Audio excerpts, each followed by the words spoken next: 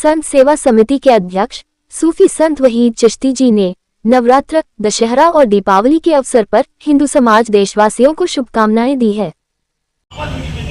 आज आप एक बहुत महत्वपूर्ण प्रेस कॉन्फ्रेंस कर रहे हैं, किन मुद्दों को लेकर कर रहे हैं? जी, मैं सूफी संत सेवा समिति का अध्यक्ष मोहम्मद अब्दुल वहीद चिश्ती।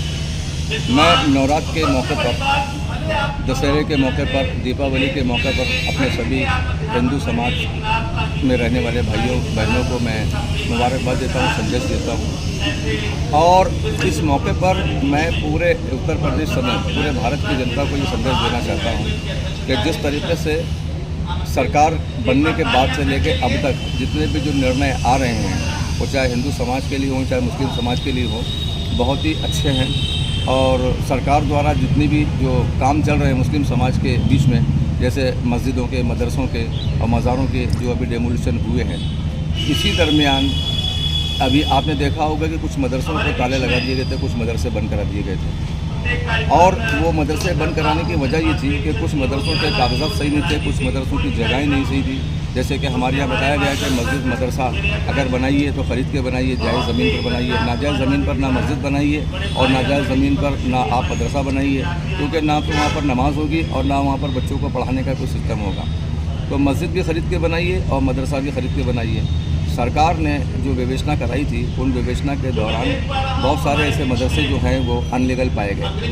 उसकी वजह ये थी कि हमारे उलमा, हमारे मौलवियों को इस बारे में जानकारी नहीं है कि मदरसों की ज़मीनों जो ज़मीन ख़रीदी है उन्होंने, उसकी रजिस्ट्री है या नहीं है, वो कब्ज़े के ऊपर है किस तरीके से। तो इसी मामले को लेकर जो है न्यायालय में पहुँचे हज़रत अल्लामा मौलाना मदनी साहब, और मदनी साहब ने अपनी संस्था सोसाइटी के ज़रिए जमीयतुल हिंद के ज़रिए जो उन्होंने अपनी पैरवी की, तो बहुत अच्छा उनका सराहना कदम था। उनके द्वारा सारे अधिवक्ताओं ने बड़ा अच्छा काम किया, बहुत अच्छी पैरवी की और सच्चाई को उन्होंने सामने लाया और सबके ताले खुले गए।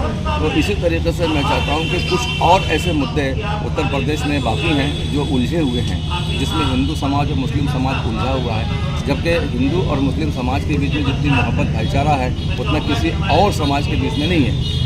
तो मैं ये चाहता हूँ कि जैसे मिसाल के तौर पे बनारस में हम चलते हैं, तो बनारस में हम देखते हैं कि ज्ञानवापी में वहाँ पर नीचे मंदिर, ऊपर मस्जिद, जिस तरीके से हज़रत औरंगज़ेब रहमतुल्लाह अलैह ने जो बनाई थी उनके वालिद मोहतरम के नाम से। क्योंकि बनारस में जो है 2 मस्जिदें हैं और उन 2 मस्जिदों में से एक मस्जिद का झगड़ा है, दूसरी मस्जिद का कोई झगड़ा नहीं है। एक मस्जिद जो है जिसमें फ़ैसला किया था हज़रत औरंगज़ेब रहमतुल्लाह अलैह ने पंडित दीनदयाल जी की बेटी शकुंतला का, और वहीं पर उन्होंने मस्जिद पंडित जी ने उनको बना कर दी थी और उन्होंने वहाँ पर नमाज़ कायम की थी। और जो वहाँ का कोतवाल जो था इब्राहिम नाम का, उसको उन्होंने सज़ा दी थी और हिंदू समाज के लोगों के हक़ में फ़ैसला किया था।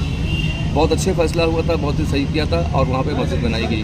तो ये उस मस्जिद का मामला नहीं है, बल्कि ये मामला जो चल रहा है आज, जो विवादित जो मामला है, वो ज्ञानवापी, यानी कि जहाँ पर हम एंट्री गेट से जब अंदर जाते हैं तो दरवाज़ा एक ही है, मस्जिद में जाने का और मंदिर में जाने का। तो जो दाहिने हाथ में जो मस्जिद पड़ती है उसके नीचे जो मंदिर है, जिस तरीके से हिंदू समाज के लोग अपनी आस्था का प्रति बता रहे हैं, तो वहाँ पर ये विवादित मामला जो है ये ख़त्म होना चाहिए बहुत जल्दी।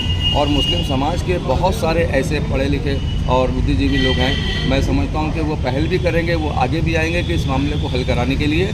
और जैसे ये 30 मदरसों का मामला जैसे खुलकर आया, 30 मदरसों को जो इंसाफ मिला है, 30 मदरसे के मुस्लिम समाज के लोगों को जो इंसाफ मिला, जो मदरसे आज खोले गए हैं, इसी तरीके से मुस्लिम समाज के लोगों को चाहिए कि जो हिंदू समाज के भाइयों का एक मामला ऐसा फंसा पड़ा हुआ जिस पे उनकी ये सोच है, उनकी कोशिश है ये कि वो भी एक मामला हमारा हल हो जाए। तो उस मामले को हल कराने के लिए मुस्लिम समाज और हिंदू समाज के पढ़े लिखे लोगों के बीच में बैठकर उस मसले को हल कराना चाहिए। क्योंकि ऊपर जब मस्जिद में जब नमाज़ पढ़ते हैं तो सबसे बड़ी बात ये होती है कि नमाज़ पढ़ने के टाइम पे सबसे बड़ी ये बात है कि दिक्कत ये आती है कि जहन हमारा भटक जाता है, दिमाग हमारा भटक जाता है। क्योंकि मस्जिद में जब नमाज़ पढ़ते हैं तो हमें ये हुक्म दिया गया कि ऐसे नमाज़ पढ़िए कि आप अल्लाह को देख रहे हैं, और अगर आप अल्लाह ताला को नहीं देख रहे तो दिमाग में ये रहिए कि अल्लाह तबारक व तआला आपको देख रहा है। तो ऐसे तो हमारी नमाज़ होगी। अब जब वहाँ नमाज़ पढ़ते हैं तो ये देखते हैं कि पीछे पूरी पीएसी लगी हुई, पीछे पूरे कमांडो लगे हुए, कब गोली चल जाए, कब वहाँ पे बंदूक चल जाए, कब क्या हो जाए। तो नमाज में खलल होता है और नमाज में जो नमाज़ पढ़ते हैं उसका जो सही लुत्फ़ हासिल होना चाहिए वो नहीं होता। तो इबादत जो है वो बिल्कुल अच्छी तरीके से होना चाहिए। इबादत करने का मामला ये है कि हम अपने परवरदिगार को खुश करने के लिए करना चाहते हैं। आपने नमाज एक में- सवाल उठाया है जी कि 30 जो स्कूल थे, मदरसे जी। थे, उनमें कुछ मदरसों में खामियां पाई और आप ही कह रहे हैं कि सारे के सारे ताले खोल दिए गए।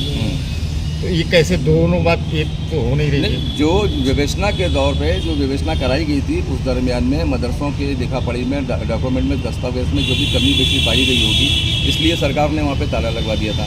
और ताला लगवाने के बाद में जब न्यायालय में बात की तो न्यायालय में खुलासा हुआ और न्यायालय से जो है केस जीता गया और बाकायदा नहीं, हमारा सवाल आपने जिस तरह से आपने कहा कि 30 मदरसों में ताला लगवा 30 दिया था मदरसों में जी। और कोर्ट ने क्या कुछ खामियां भी पाई, तो क्या 30 मदरसों को खुलवा दिया? हाँ, 30 मदरसों के ताले खुले और ये मुस्लिम समाज के लिए बहुत बड़ा तोहफा है, मुसलमानों के लिए बहुत बड़ा अच्छा एक इंसाफ हुआ है कि मदरसे फिर से संचालित करने का आदेश हुआ।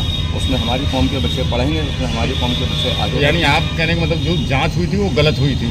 जांच के मौके पर गलत और सही का मामला नहीं, यहाँ पर ये हुआ था कि जांच का विषय अगर किसी भी आदमी के पीछे कोई भी कंप्लेंट अगर होती है तो उसमें सरकार कहती है कि जांच का विषय पहले बनाया जाए। किसी भी आदमी को जेल भेजने का डायरेक्ट कानून नहीं है, उसमें पहले ही बताया जाता है कि भाई आवश्यक कार्रवाई के बाद में ही उसको फिर जो है बोला जाता है। तो लिहाजा हमारा कहने का मतलब क्या है कि हिंदू और मुस्लिम समाज के बीच में पूरे भारत में भाईचारा कायम और दायम रहना चाहिए। और दिवाली और नवरात्र के मौके पर मेरा यही संदेश है कि सब मिल के रहें, सब आपस में भाईचारा बनाएं, भाईचारा कायम रखें और आपस में सब एक दूसरे को साथ में लेके चलें।